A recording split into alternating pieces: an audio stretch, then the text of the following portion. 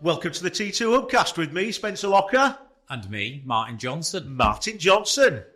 Long time no speak. It's been some time since I actually said that. Yes. And it's because our time for podcasting these days is like precious. Isn't it? But we need to do it more. And yeah, I was excited to come in today and do this, not only because of the topic and because of the idea, but because it has been some time. Yeah, definitely. Especially with you, Spence. Yeah.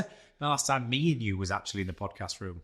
I think we were actually, the last time we were together was, well, a long time ago. We was out there rather than in here. Could be 2023, you know. Most definitely. Yeah. Most definitely.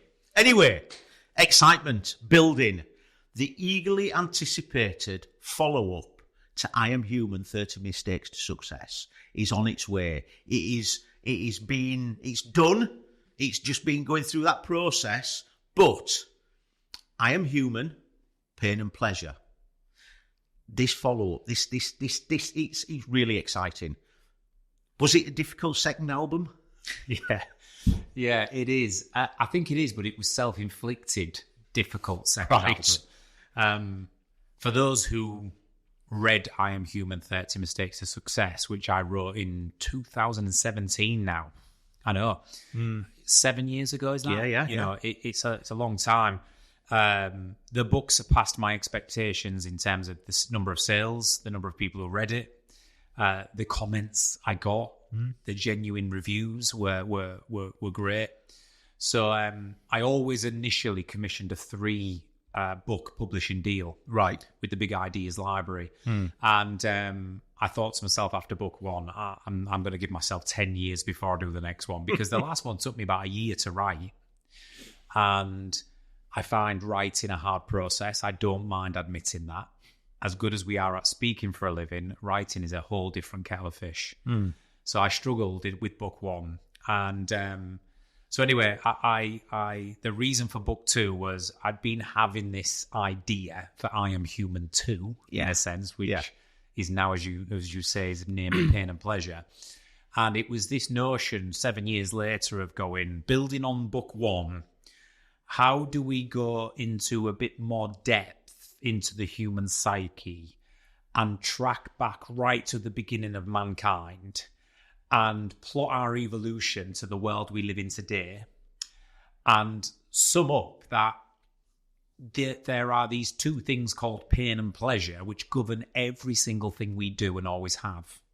And if you simplify and strip it down, what I want to achieve with this book is to give people in the modern day an idea of how their brain is working, governed by the ability to either endure pain and discomfort or seek pleasure and reward, and get really actionable and practical with tips on if your scales have tipped out of balance, i.e. you can't endure pain and suffering as much anymore, or you find it difficult to, or you're struggling to seek pleasure and reward and purpose, then one of your scales is out of balance. Something has tipped out of kilter. So the whole book is aimed to try and educate people on what makes the scales balance and what can you do to get your scales back in kilter. I think this is something that I really enjoyed with the first book. I found it really accessible. I found it, he's not just telling people things, he's putting it into a context. And when it goes into a context, people can find it actionable. And I think that it's following on into book 2, I'm Human, Pain and Pleasure. He's following on in that. I mean, if I can... And I was going to say, Spence, you know this because you are one of the very few people who have had a sneak peek read before it's gone to the publisher. Well, yeah. And this is the thing, is I'd love to talk to you about it, but I don't want to do a Peter Kay, who knew it, Bruce Willis, a ghost. Yeah. So I don't want to talk about the entire book. Okay. I mean, we know it's going to be available very shortly, and it's going to be available directly from us and on Amazon and all the good places. However, when I was doing that sneak peek preview bit, I really started getting into chapter 2 chapter 2 for me was that bit where we sort of went, right, very eye-opening, very sort of, I get it, and I understand. I can put it into my own context. So, the concept of that chapter 2 was that hardwired to seek pleasure and avoid pain. So, I think you say in the book, if I can refer to my notes, we avoid pain and seek pleasure in almost all situations apart from 2. So the first is that which gives us great reward in exchange for some pain. This can be seen as development and growth. Second, true survival, fight or flight. Yeah. Now we've talked about that second one, but that really interesting about that development and growth. So can you sort of give us a little bit more depth into that? So why is it that some people really lean into development and growth and really enjoy it, and some people don't? And there's obviously touch points in between. So if you're talking about chapter 2 in the book, which is called, the chapter is actually titled The Pain and Pleasure Complex. Right. And in chapter 1, we've set the scene on the history of humankind. And we've sort of painted the picture that we're unquestionably human. And we explored those 3 core functions of human existence in chapter 1, which are, when you strip us right back, and we always say this here at T2, we have 3 core functions of our existence, which is survival. Self-preservation is still our innate number 1 function. Continuation of the species, find a mate and reproduce. And 3, purpose. Whilst we're here, we need to have a role, a purpose, a sense of contribution and belonging. Yeah. So all species on Earth have those 3 core functions, and certainly the first 2, survival and continuation. So I sort of set the scene in chapter 1 around, that's why our system, our brain and body system, is designed to be motivated either away from pain and danger, survival, or towards pleasure and reward, sex and reproduction. Because they underpin the 2 main functions that our species has to undertake, which is stay alive and continuation. So pain and pleasure is hardwired into us for those reasons. So when I go into chapter 2, as you've read and it clearly struck a chord with you, I say, well, what is pain and pleasure? And how does it work in terms of motivating our behaviors, actions, and reactions? And so it's quite an in-depth chapter around that. But yeah, I make that statement of, if you think survival is our number 1 innate function, we are hardwired to avoid pain and discomfort at all costs, primarily to keep us alive and protect us, or to protect our offspring. However, there are 2 situations where this doesn't apply. So we can't avoid pain and discomfort if something presents a true and immediate danger to our lives. We have got to face it. We have got to thrust ourselves into it and either fight it or get the hell out of there, right? We've got to do something with it, which means we've got to endure it. So we know that that's quite a transactional, quite instinctive thing.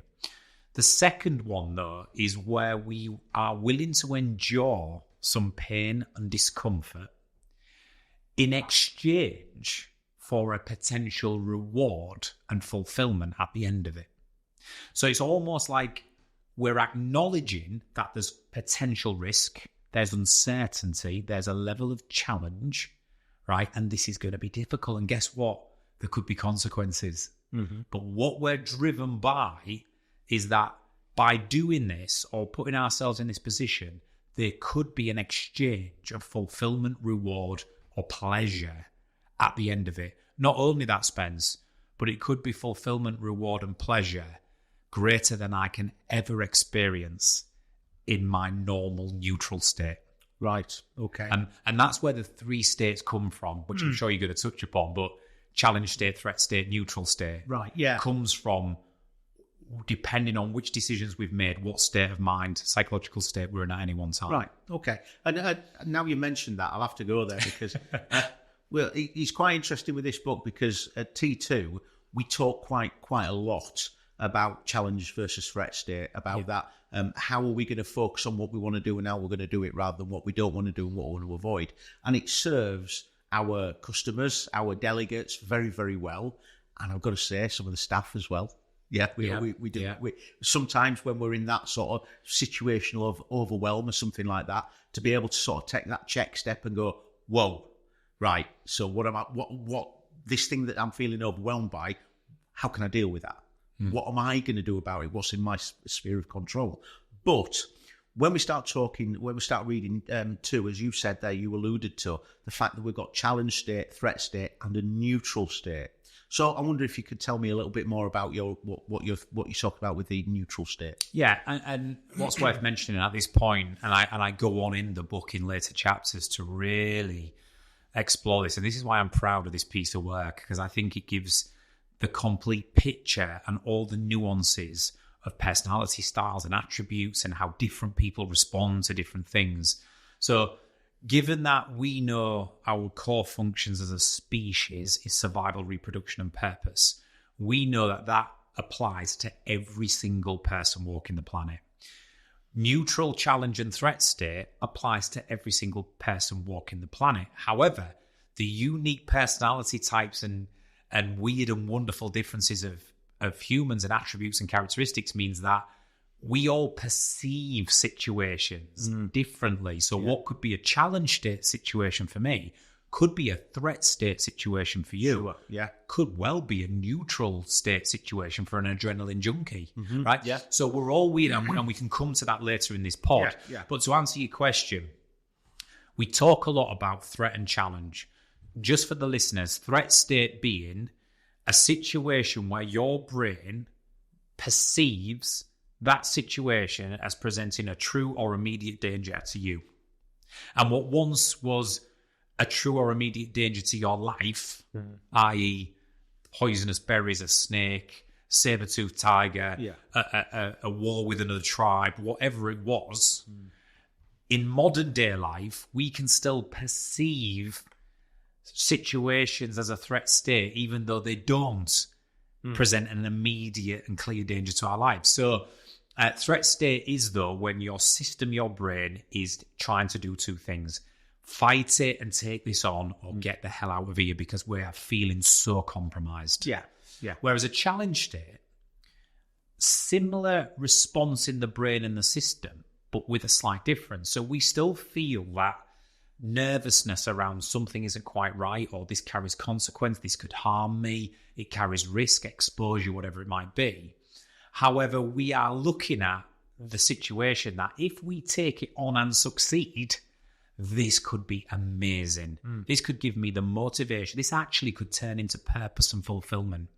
So the difference is I'm going to rise to the challenge and take this on and acknowledge the risks, rather than just becoming fearful by them and wanting to get out of there or solve it as quick as I can. So let's talk as an example. Public speaking. Yeah. For one person, this could induce a challenge state. Oh, I'm quite scared and daunted. What if I go wrong? What if I get judged? What if it doesn't land very well? But then your brain switches to, this could be an opportunity to impress. This could be an opportunity to inspire and engage people. Yeah. This could push myself and increase my skills and confidence. Right. I'm up for it. Challenge state. Yeah. Whereas another person could go, oh my God, this is the worst thing I've ever experienced. I would rather die than speak in public. You're going to look daft. You're going to look silly. You don't know what you're talking about. The sound of your voice sounds awful. Don't do it. Yeah. Because they've gone into a threat state. They're focused solely on the consequence and what's going to go wrong. So that's an example of a challenge or a situation where one person could rise to the challenge in a challenge state, and one could, basically succumb to the threat and either avoid it or just get it over and done with as quick as you can and get out of there. Yeah. The neutral state, however, is this state of mind where we are neither challenged and heading towards any form of triumph, elation, or victory. Yeah. But we're neither feeling any sort of pressure, stress, duress, or uncertainty. Okay. We are in our comfort zone. Yeah. We are even keel. That might be sat at home having a glass of wine, sat in the office having a coffee with your colleague talking about the football the night before. Yeah.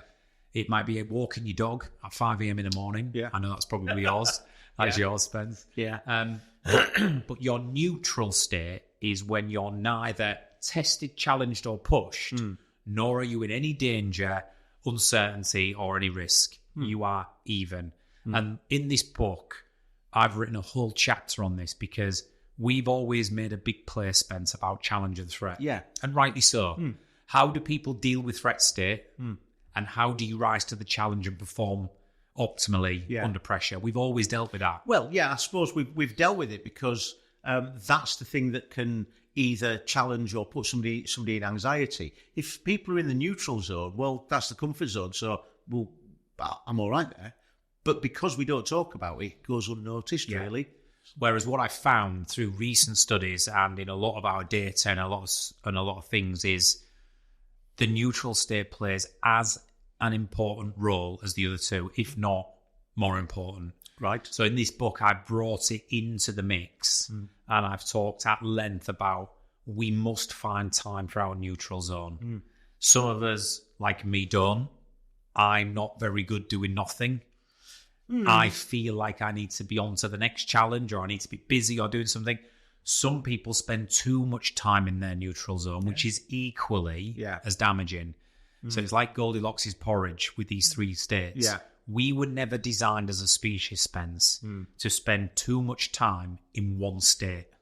Right. Okay. We was designed to be able to flip between the states, depending on the situation in front of us, and then be able to return to a different state in the aftermath. So an example of this would be a hunter-gatherer tribe years ago. They wake up in the morning, right? They wake up in the morning and they instantly turn to challenge state. They've got to go out. They've got to find food. They've got to hunt. They've got to forage. It's dangerous. They've got to go and do that. So the challenge state kicks in. Could be uncertain out there, but we need this to survive. Let's go. Rise to the challenge. So they'll go out, they find the food, whatever it might be. They encounter a predator, and now we're into the search threat state. So they've switched into this heightened level of awareness that actually my life is at risk now. So I need to make some quick decisions. Do I fight the threat? Do I not? The threat subsides. They deal with it in any way.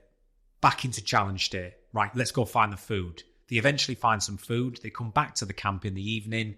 Everybody relaxes in their neutral state as they enjoy their catch of the day, which is much needed to bring the system back down from all that adrenaline and all of that chemical induced sort of, emotion that they've experienced throughout the day.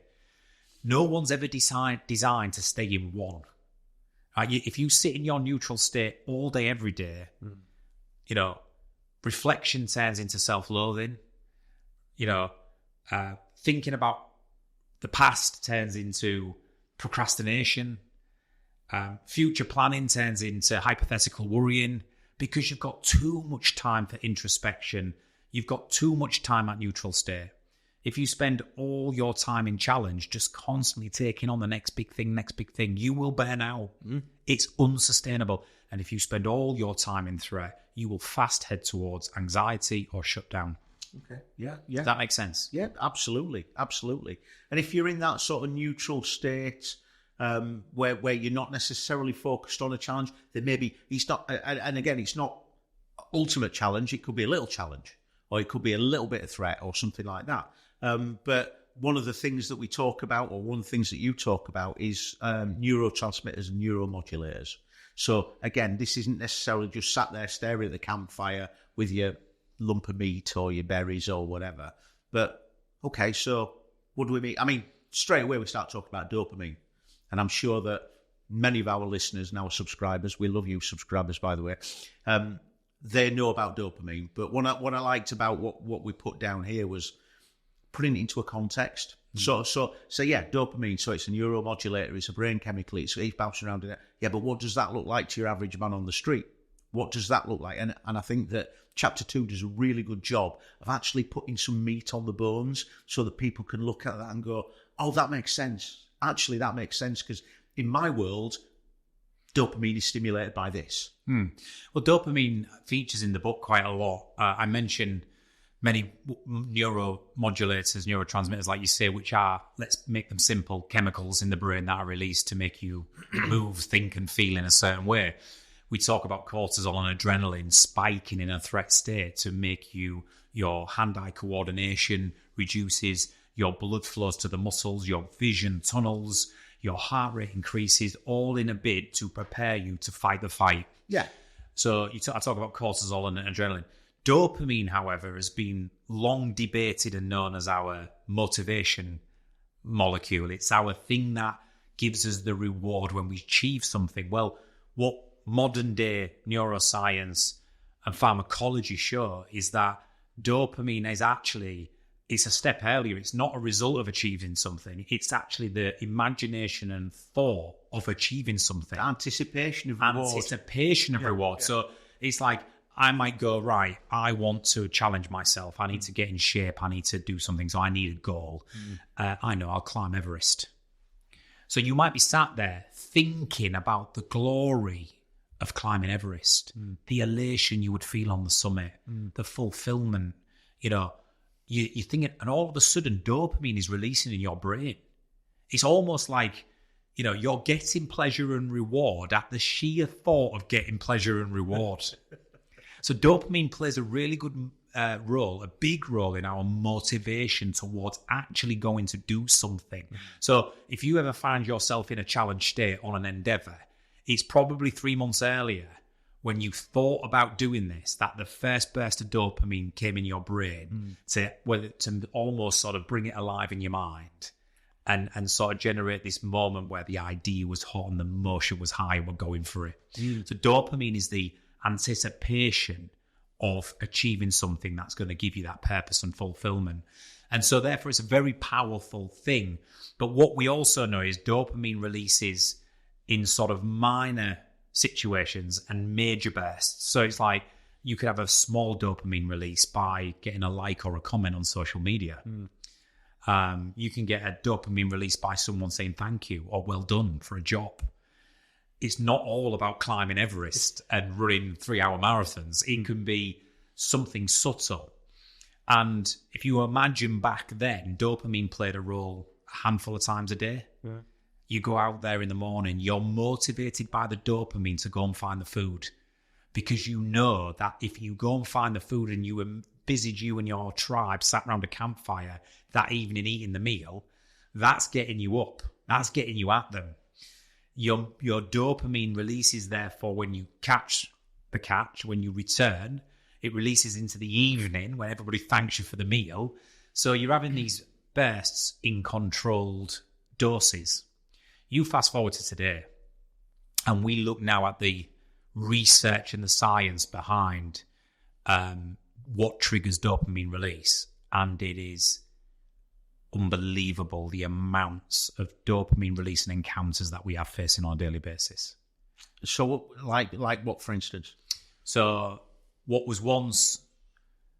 So there's two ways to really release dopamine if you think about it as a human. There is chemically induced, alcohol, tobacco, drugs, chocolate, caffeine, sugars. There are things that you put in your body, substances, that will release dopamine. Yeah. Then there's experiences that release dopamine, which are not as a result of a direct substance entering the body. It's as a result of achieving something or euphoria or an experience or whatever it might be. So you imagine these days, how much access to those, high dopamine releasing substances that we have to put into our bodies. It's far more than our ancient ancestors ever had, number one. And number two, you think about the experiences that we're exposed to and the things that... So, for example, digital drugs. Dr. Anna Lemke, in the book Dopamine Nation, talks about this new wave of digital drugs. And she's talking about online. She's talking about online gaming, online gambling, pornography, social media, this 24/7 access to stuff that triggers a dopamine release in the brain. Whether that's you put a photo up on Facebook and you get likes and comments and adulation and you release dopamine. Whether that's you go on online roulette and you win $50 on your first spin, dopamine. Whether that's you access online pornography, dopamine. gaming, dopamine, whatever it might be. 24 hours to live streaming on Netflix, eating chocolate, eating fatty foods, eating takeaways, whatever it might be, we're sort of depleting the dopamine system far quicker and far more regular than we ever did before. Right, okay. So if that is the case, because, just to sort of rewind a little bit. So one of the things that you were talking about was back in the day, you'd get sort of a measured a dopamine release because of the hunting, gathering or whatever. And obviously this is as we've evolved, this has evolved as well. So again, we talk a lot about teamwork and we talk a lot about leadership. And one of the things we talk about is how we communicate with our people. How do we release dopamine? Because that actually makes us feel good. And when we start talking about recognizing what people do, then actually it gets them thinking, well, I'll do more of that then. So we get people, we can cast that cultural shadow and we can get people to behave in certain ways by recognizing certain behaviors, and they get that dopamine hit. And yeah, okay, so it's positive reinforcement. But now we're getting to that point where, as you said there's lots of different stimulus. There's lots of different things out there that can release dopamine or stimulate dopamine release in our brains. But it's not all the same for everybody, is it? No, but if you think about like this, and you're right. So if you just if we rewind and think, so when I was doing the research for this book, and by the way, there's an awful lot of research you've got to do to substantiate the current up-to-date evidence around things like our understanding of dopamine. Yeah.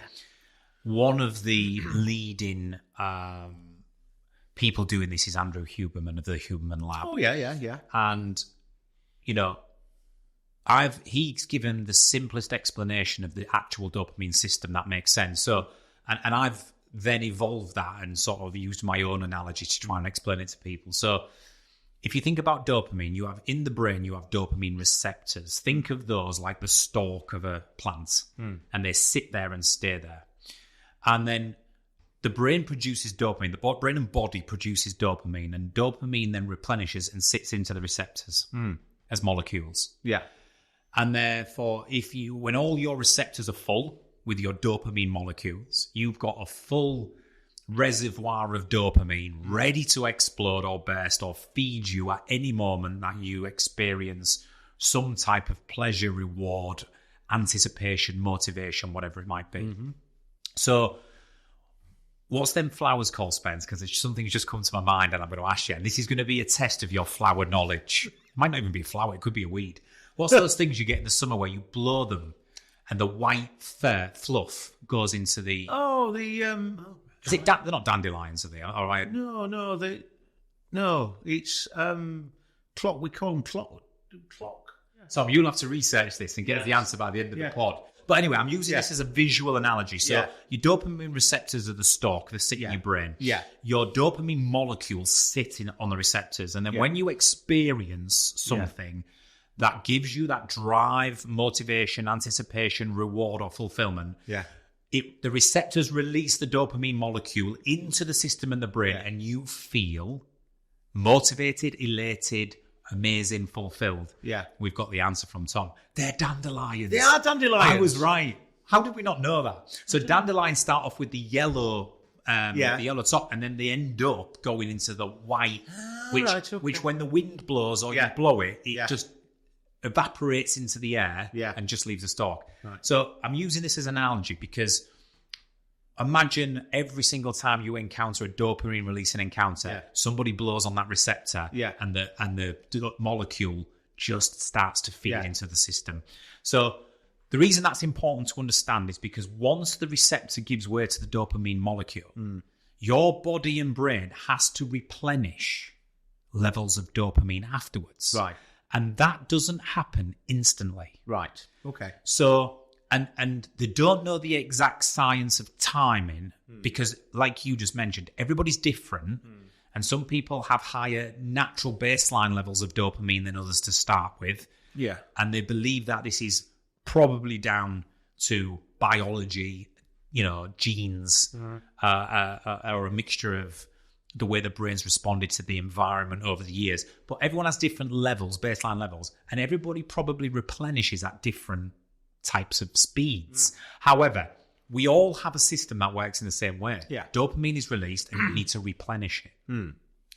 So for many years, hundreds of thousands of years, we've not been exposed to the high octane environment with the number of dopamine releasing activities that we are today. Right.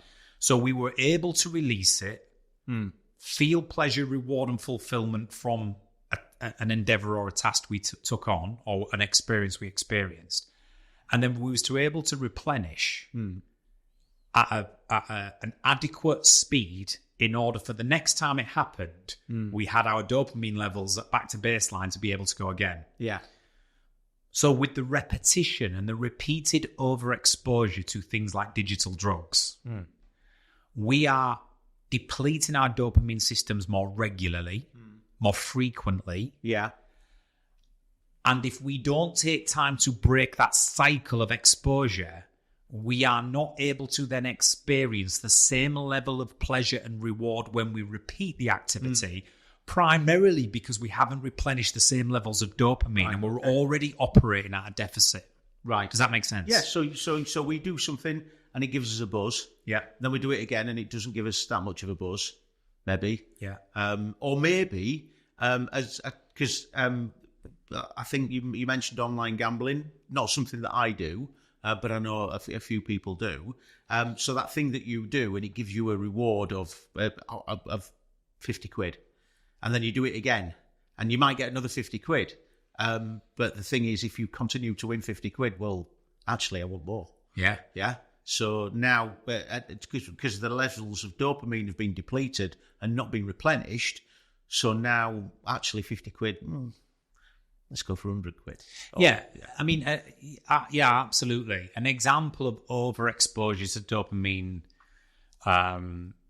releasing activities and then the numbing effects of it would be the more you do something, the more you habituate. So there's a great term for this called habituation. Yeah. When you habituate on something, Yeah. it means you form a habit of doing it and you create an overexposure to it. Yeah. And therefore, every single time you do that, the effects of it, you become numb to them. Right. So this is where addiction can come from. I was just about to say that, yeah. So people like Dr. Anna Lemke talk about addiction, and they've got quite a large study on addiction. But dopamine is largely responsible for addictive behaviors and addiction. And basically, there are certain things, substances and and experiences that have a high addictive liability. So if something's got a high addictive liability, it means that it has the ability to constantly release dopamine and release it at higher quantities and bigger bursts than usual. So chocolate is high addictive liability. Yeah, okay, yeah. So chocolate, the reason, if you're listening to this and you're a chocoholic, right? Yeah. And you just think, I'm not having any chocolate this week. And then you get to Friday night and you think, I'll have one cube. Yeah. I'm going to have one cube of chocolate. Yeah. And then before you know it, you've hit the giant bar of Galaxy. You're Augustus Gloop with it all around your mouth. That is not your fault, right? I'm gonna back you up. That is because chocolate has high addictive liability because it has a wonderful way of releasing dopamine, and it feels and tastes amazing, and it makes you want to repeat the activity. So that's an example. Class A drugs, right? Class A drugs have a high addictive liability. Alcohol, high addictive liability. Right. Gambling, high addictive liability. So what happens is when you no longer... So to use your example of winning £50 on roulette, when you've done that a few times and then you've lost a load and then you're trying to win, no longer does £50 cut it. So you have to double or triple down to get the same buzz. So if I double or triple down and I win $150, I get this elative burst of dopamine and good feeling again. But where does it stop, Spence? And this is where gambling addiction comes from. This is where... when you become numb to winning large amounts of money because it's no longer doing it for you, that never-ending search of more and bigger and better takes over. Yeah. When 3 beers on a Friday night is no longer enough, you need to nudge it to 5. Then a bottle of wine, 2 bottles of wine, 5 gins, wherever you go next. Right, yeah. When cocaine no longer does it for you, because you've already moved on from marijuana. Yeah. Where do you go after cocaine, right? So Dr. Lemke talks about this a lot, and in her research is fascinating around addictive behaviors, but it's largely down to overexposure to things with a high addictive liability. The effects to those things become numb, so you've got to push the envelope or double or triple down on it in order to get the same buzz. Yeah, makes a lot of sense. So what we're taking out of that is that Willy Wonka is a drug dealer. Yeah. Okay, this is why I love podcasts with you, because we're in a very serious conversation talking about the new book, and that will be the thing people will remember. We're back. Yes. Okay. No, seriously. So what you've said, absolutely fascinating. I totally buy into it. I totally get it. I totally understand it. So what you're sort of saying is, when we get that hit from the dopamine, when we get that sort of anticipation of reward, whichever, whether it's the electronic drugs, the electrical drugs, the online drugs, whatever you call them, sorry, but Anna Lemke, what Anna Lemke calls them. So that gives us that up, yeah? However, we try and stimulate, we try and repeat that, we try and replicate that, but we haven't replaced that dopamine, so we go down. Yeah. So what does that look like? Well, yeah, there is absolutely evidence and science around this thing that they call the post-dopamine slump. Right. And, naturally, if you're pushing into things which are giving you these highs, therefore depleting the system, you're going to inevitably have some crashes and some lows. You're going to essentially have levels below baseline. So, for example, if you've ever done something like you've pushed yourself to do a big talk on a stage, let's talk about what we do, Spence. If you've got as experienced as you are, if you've got a big important gig that's coming up, yeah, and you're going to stand on a stage, microphoned up in front of hundreds, if not thousands of people, yeah, right? You want to get it right. You've been building to this moment. You've been releasing dopamine all week at the thought of standing there with a round of applause, glory, nailing it, right? Yeah. The nerves kick in as you get towards the event, so your adrenaline and cortisol now start kicking in. Yeah. So that's another big hit on the system. You deliver your presentation, 45 minutes in front of this big audience. You absolutely nail it. Standing ovation, round of applause. You feel in that moment, correct me if I'm wrong, Spence, on top of the world. Certainly, absolutely. There's nothing you can possibly do online, or in your neutral state, or that any other thing in the world will do that will give you that same experience. And then you come off, you do some one-to-one discussions with some of the audience members who have queued up to stay back and give you some kind comments. Yeah. And you say bye to the organisers, and then you get in your car. Yeah. And you're on top of the world. Yeah. And you're on the way home. Yeah. And listening to your music. Yeah. Victory. What happens after that? I can tell you what happens because I do the same job as you. Yeah. By the time you get halfway home in the car, you are knackered. Yes. Yeah. You are reaching, your energy levels are plummeting. And not only that, but when you get home, you don't want to speak to anybody. You don't want to speak to anyone. Your wife and kids have missed you all day, right? You just want to get in the shower, right, and go to bed. Because this post-dopamine slump, this post-elation slump is inevitable because your system's been on high. You've used all your energy sources in this bid to do this. Yeah. And so if that's periodic and you're doing 1 gig every 2 weeks or 1 gig a month, that's sustainable because you get to go home for the weekend or the evening, rest in your neutral state, recharge, replenish your dopamine systems in order to go again. If you were doing 2 of them a day, 7 days a week, it is unsustainable. Right.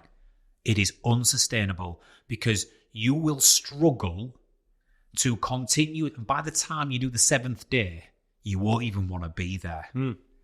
You'll be sick of it, Spence, and you'll be thinking, really can't be bothered with this today. which is why when we have our scheduling at T2, I know it's important for you to have breaks in your schedule, even if you just sat in the office, getting your bearings and recharging and resting to go again. Yeah.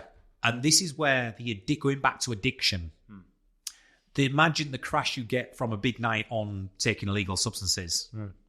It's through the floor. The post-elation depression is real. So what do they do to get rid of it? Well, that thing over there made me feel good. So I'll go and do it again. Yeah. And then you get stuck on this cycle of reliance where no longer can I remotely feel normal without having this in my life. And when you say that, I know you mentioned about Class A drugs, about the narcotic sort of thing. But it's interesting to sort of put this into the context of other people. So a young kid on video games. Exactly the same thing. Video games is an interesting topic at the minute, and there's plenty of research on it. But the brain's being scanned by gamers are doing the exact same things in terms of the amount of dopamine release that they're having over completing a stage or a level or winning a new weapon or, whatever it is game that they're playing. And therefore, if you're a parent and you wonder why your kids are even struggling to come away from it just to have their evening meal, that they can't even bear a 30-minute break. They've got themselves into this continuous addictive series of events. Yeah. But that's what things like online gaming are doing to the brain. And because especially, I know we're talking about the word. It's not just young kids that do this. It's not just young kids that do video games. However, the young kids haven't got the capacity for logical and rational thought that we have. So they're living in that sort of that amygdala, that sort of chimp area. So they're all about emotions and feelings, aren't they? So these brain chemicals, the dopamine and things like that, that's playing a game with them. The game's designers, the success of their game is totally based on how many people are playing it for how long. Well, if you strip this back and think about dopamine is the molecule that released at the anticipation of achieving something or reward. Yeah. So you look at gaming, right? Gaming is a 24/7. Every nanosecond you play it, there is anticipation of achieving something or reward. Yeah. Right? So I do this experiment. If my son, for example, he's 9, I'm quite restrictive on the amount of time he can have, given what we do for a living and what we know. If I let him have an hour and a half on his PlayStation before a rugby or a football game, all he does is sit in the chair. He's not doing anything physical. He's playing on a game. Yeah. He'll come off that game to get into the car to go to the football or rugby game. And he's like a zombie, Spence. He's tired. He's yawning. He's rubbing his eyes. I can't get any conversation out of him. And I know it's going to be a bad day at the office for him. If I restrict him from any gaming on the day or night of a football or rugby match, he's a different person in the car. He's chatting my head off. He's talking about what he's going to do in the game. He's asking me a million questions, and his energy is high. Right. And that is because if he's been gaming for 2 hours before a football or rugby game, he has depleted his system. He's got no motivation left to go and... He's probably thinking, I really don't even want to go out there and play in this weather today, because he's got no anticipation and motivation left due if to I did that'd make me happy. Yeah. Yeah. So that's an example of it, and how it works. And I know there's a lot more research and concerns going on about the amount of Generation Z, Alpha and Beta who are gaming, who are growing up in a world where gaming inside is far outweighs playing outside and physical activity. Yeah. So it's having an impact on our younger generation's physical fitness, but most importantly for me, it is altering the way their dopamine systems work in the brain. Right. It's not only depleting them, Spence, it's got the potential over time to completely alter that system. Whether you can get that back or not at that time is a really interesting question. Right, okay. If you formed a habit of habituating over a continuous depleted system, over that amount of time during the critical years of your brain development, is there a wonder why we're seeing, and my book goes here, and I'm bold about this, Spence, now because I know enough about it, I've researched it enough, and there is enough out there. When you look at the data from my book, there's 5 generations living all on this planet right now. The 2 generations with the highest rates of mental health, depression, or a co-occurring disorder such as bipolar, OCD, ADHD, whatever it might be, are Generation Z and the younger generations of Alpha and Beta. Right. Up to 70% of Generation Z reported in a vast survey, and I quote the source in my book, that they didn't feel like they had good mental health, compared with baby boomers and the silent generation, the older generations, who over half of them, 60% of them, said they had good, very good, stable mental health. So when you say that, just to sort of quantify this, the most recent generations. Yes. Right. Generation Z through to Generation Alpha and Beta, which are the 3 youngest generations. And bearing in mind that we were talking about predominantly about gaming then, but that's one aspect. I mean, what about social media? Well, this is it. I mean, you think about a person's world now, and it's not just those generations. We mid generations, as I call them, of early millennials, Gen X, baby boomers. Let's look at those. We're accessing social media, phones, we're accessing information. Some of us are gaming. Some of us are online gambling. A lot of them are online gambling. We all live the same environment, the same lives, but what we're really focusing on here is the younger generations are digitally native. Yes. We've had to learn it. Yeah. And we were brought up in an era where we didn't have it. So we didn't alter too much the way the brain operates throughout those formative years. If you're digitally native, i.e., you've grown up with it and it's been there since day one. Never known a world without it. Not only that, but you've had overexposure to it from such an early age. Yeah. Such an early age. And we will not know the full result of that until we look at the trends and the research in maybe 15, 20 years' time. Okay. But so you can see my point certainly, around absolutely. how it's... And it's not a coincidence how it's correlating with a rise in mental health of young people, a poor mental health for young people. Right. So we've talked about mental health. We talked about this depletion of dopamine and the slow replenishing of dopamine, and we talked about the mental health thing. However, when we are not experiencing those highs, how does it present itself? What behaviours? How does it manifest itself in? So you don't necessarily look at somebody and say, well, you've got low mental health or poor mental health. You will look at somebody and go, yeah. Well, it presents in low mood, for one. Low mood is a common term now. We've talked about a lot, which is, that feeling of being in a blue state. I am not... If 10 was the barometer... And 10 was, I am absolutely ecstatic on top of the world. 5 was, I'm just nice and comfortable and even and indifferent, and I'm fine.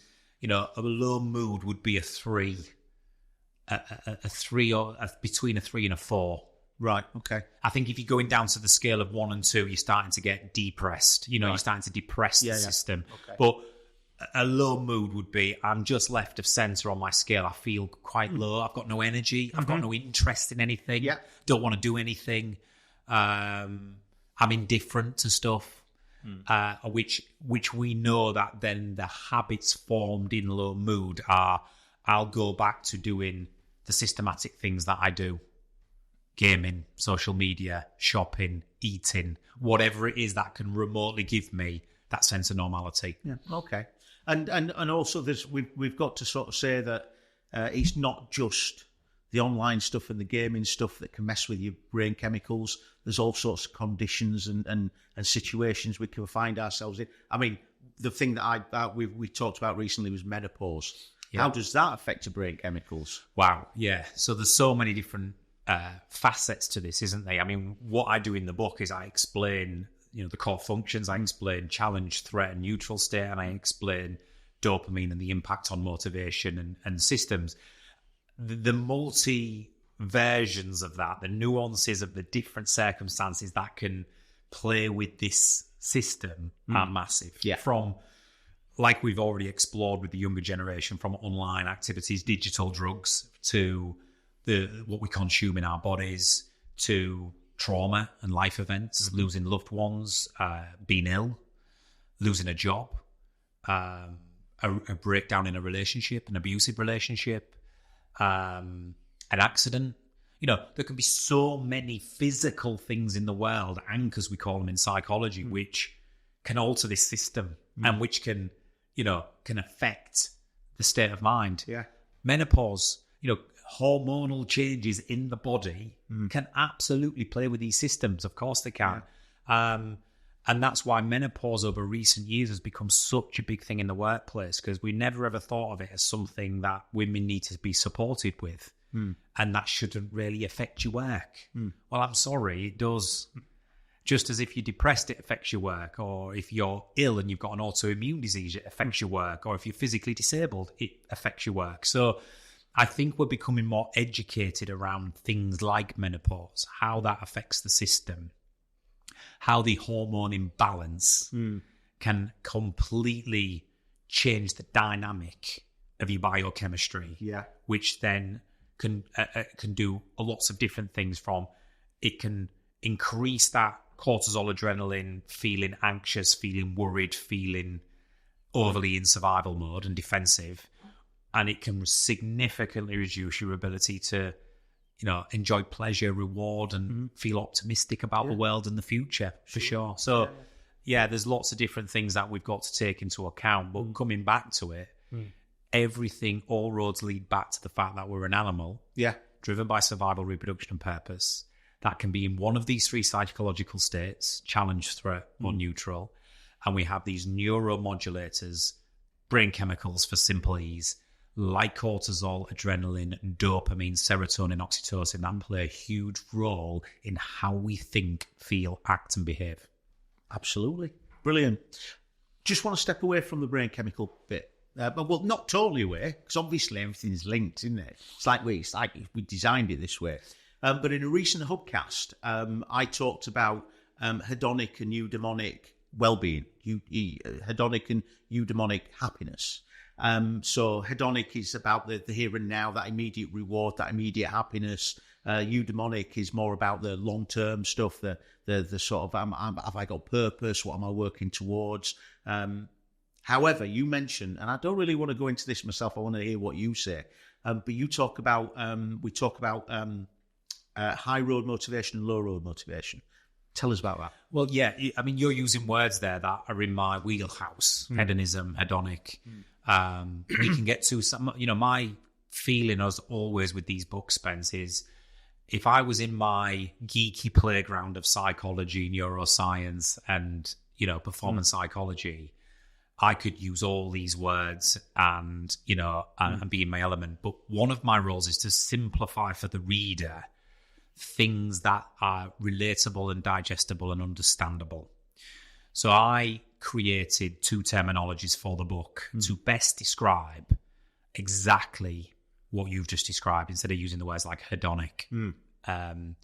So I created low road versus high road motivation. And what I mean by that is, given everything we've just talked about on this pod so far, low road motivation is categorized by the things we choose to do, which will carry very little effort or energy, and they will deliver instant, if not very quick and timely, gains, gratifications, and rewards. Right. So if you take the low road, you're deciding on doing something that's going to be instant and give you instant fulfillment, gratification, reward. For minimal output. For minimum effort and output. Yeah, right. Whereas the high road motivation is where you're pushing into that challenge state a bit more and going, do you know what? This is going to be difficult. I'm going to have to do this over a period of time, or it's going to take a longer period of time. It's going to take more effort and energy. And guess what? The rewards aren't going to be instant. In fact, they're going to be delayed. The gratification or the results I desire might be significantly delayed, and they may not happen at all. So the high road is like unattractive for the brain. And the low road is incredibly attractive for the brain. So let me give you should we do a couple of examples? Yeah, sure. Yeah. So an example of this is you want to get in shape. You know, it's a classic one for all of us, right? We know we're not doing enough. We need to get some fitness and get in shape. Yeah. So your brain does a quick calculation on what I'm going to do here, and it comes up with two options. The high road option is, right, join the gym, £100 a month. Already this is seeing quite, for many already people are checked out, right? Yeah. £100 a month. You're going to have to do 4 sessions a week, so maybe 5 hours dedicated of your time a week. It's going to hurt like crazy. You're going to be aching like mad. It's not going to be pleasant to actually do in the first place. And guess what? You probably won't even see any difference in the first few weeks, months. So you're going to have to commit to this, let's say, for 6 months. You're going to have to make a habit out of it. In order to maximize it, you're going to have to eat well, clean your eating and drinking up. You're going to have to sleep well, and it's going to have to become a major priority and commitment for you in your life. High road. But at the end of that 6 months, the rewards are going to be so great and almost guaranteed if you follow it. Then your brain does another quick calculation and goes, low road. What's the low road alternative? Well, you could save yourself the gym membership fee. You could go on Amazon, buy yourself an abs machine and some weight loss pills. Give that a go first. Yeah. Okay. And I know that's a silly thing, but before I know it, I'm at home, I've ordered an abs machine and some weight loss pills and some Herbalife. Yeah. And I'm ready to go. I'm going to lose some weight. Yeah. And then you take the pills and you put the abs machine on for half an hour each evening, and you quickly realise that none of your other habits have changed and this isn't going to work. The low road wins again. And there's so many examples I give in the book. Taking the lift versus taking the stairs. Going out with friends versus staying in and binging on Netflix. Going out to the supermarket on the way home, getting some fresh produce and ingredients, which is going to be an hour out your way. You're going to go home, you're going to cook a freshly cooked meal. It's going to take another hour. You're going to enjoy the meal. Then you've got the clean-up operation, but you know it's good for you. Nah, let's not do that. Let's go on Just Eat, order a takeaway. It'll be at my doorstep in 10 minutes. It's going to taste nicer. Yeah. Low road wins again. Yeah. So it's a simple way of getting people, when they read the book, to go, am I forming a habit of taking low road motivation options over high road motivation options time and time again, and is that serving me well? And the answer to that will be no. But we live in a world today where there is a low road alternative to every single thing that we once had to go and work hard for. Okay. And that's an interesting concept for me in terms of how that's playing out and contributing to this this problem we've got with pain and pleasure. Right. Cool. Okay. That's interesting, that. Yeah, definitely. Okay. Last thing from me. Okay. Because this could last 3 hours, this podcast. Right. Okay. So with regards to I Am Human, Pain and Pleasure. Yeah. Specifically chapter 2. Yeah. What have we not talked about that we should have talked about? With the pain and pleasure complex. Yeah. I guess what I'm trying to do in the book is stage the chapters effectively so that what I was very keen on doing with a topic like this, Spence, was if you cram it all in just a chronological big mess of neuroscience, the reader will quickly get switched off. And if you think about I Am Human, 30 Mistakes to Success, what was the most successful about that book is we chopped it up into 30 short, simple, digestible areas. So my brain can focus on 4 pages and one concept at a time. And I wanted, although this was a slightly different feel to the book, I wanted to achieve the same thing. Yeah. So I had to be very clear on what chapter 2, the pain and pleasure complex, what needed to go into that. Where do I start and where do I stop? Otherwise, there's a whole book on that. Yeah. Do you know what I mean? Yeah. We've probably done over an hour here, maybe longer.